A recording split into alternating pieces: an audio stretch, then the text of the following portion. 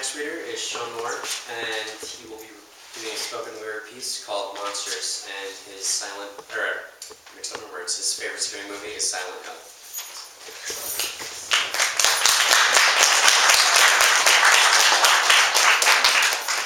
Yeah, so since I was like a really little kid, I had this kind of weird, kind of morbid obsession with like zombies, and it's kind of my thing. I don't know. I'm a huge Walking Dead fan. I think you watch Walking Dead.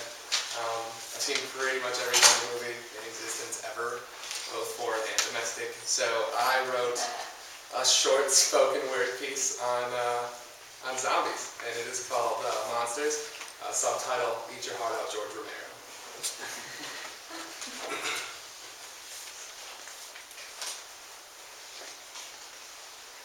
Anaphylactic and light, and just far enough out of the sight of a heartbeat that even the emptiest chest cavity is blind to the plague of mechanical hyena arrays. Do you remember the days when it was safe to go out at night and not have to worry about scratching and biting dog packs? Blood-borne illness, backpacks of body parts infected to the cortex and nerve-ending pathways to the dark side of the moon, jumpstart reanimated skin for the better part of 70% water, and unhinged jaws like snakes. Brazen and blazing hunger blindness, raking nails on a chalkboard of leaking flesh. You have two options: fight and die painfully, or run and die painfully just a little bit later on. Cannibals, post-pulse, two-legged alligators on raw, pumping blood chicken, knee-deep in the quicksand of innards, heartbeat quickening at the sound of movement, boot camp at the base of the brain, marching to the beat of the adrenaline drum in droves of maluniformed, gnawing armed forces, 20 or so hands forcing the door open for a chance at cornered fresh meat, stumbling, staggering, tripping over the cadence and their own feet to behind red eyes that don't blink, to catch and to eat, to regurgitate and gurgle and knock you from your seat at the top of the food chain. Ravenous pack animals, cannibalistic gray skin Hannibal Lecter, thirsty for pink puke nectar and marrow. You are a mosquito in a flock of starving sparrows. Arm pulled past the joint and snapped at the elbow, teeth gum deep in your forearm, separating baseball-sized chunks, enveloped in skunk-stenched gas bag, white and red sag spine. Better luck next time. You lose. Your back's broke.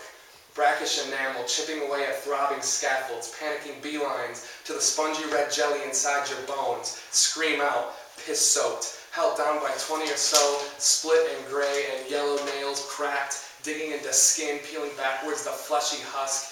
Calves and ankles tended to frail, jagged teeth, Achilles tendons stretched backwards and torn, legs weak, useless feet that hang dead from their twitching knuckles. Now, split from the belly button to belt buckle and in a disorganized zigzag to the hip where with a click it is pulled from its socket and your body hits the ground with a thud. Crazed grave dancers digging like mutts in mud.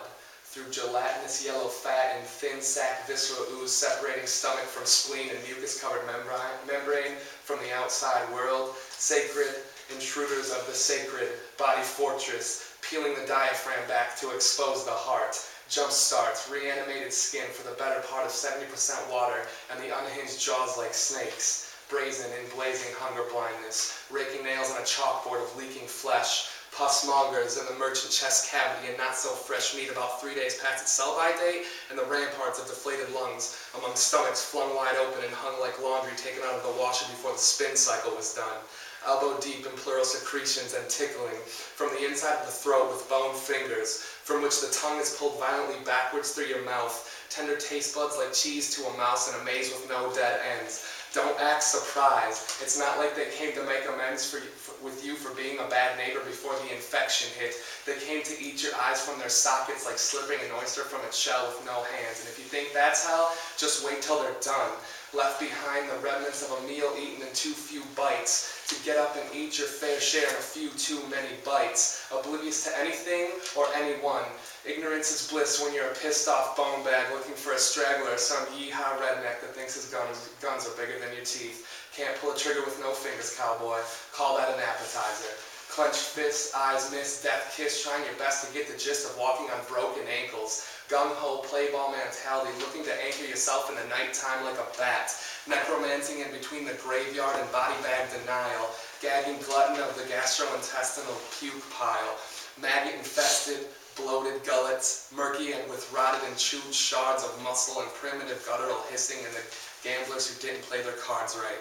belching pungent sulfur and decay when just a day ago you were pondering the pros and cons of a vegetarian diet. Now all you want to do is pick the bits of skin from between your teeth, but that defeats the purpose when you're just going to dance Thriller all the way back to your neck, spludging down, choked out, ripped apart, bloody, bleeding, oozing, leaking, screaming, begging, pleading, crying, and why the hell won't you just die already, you freaking starving piece of me. Thank you.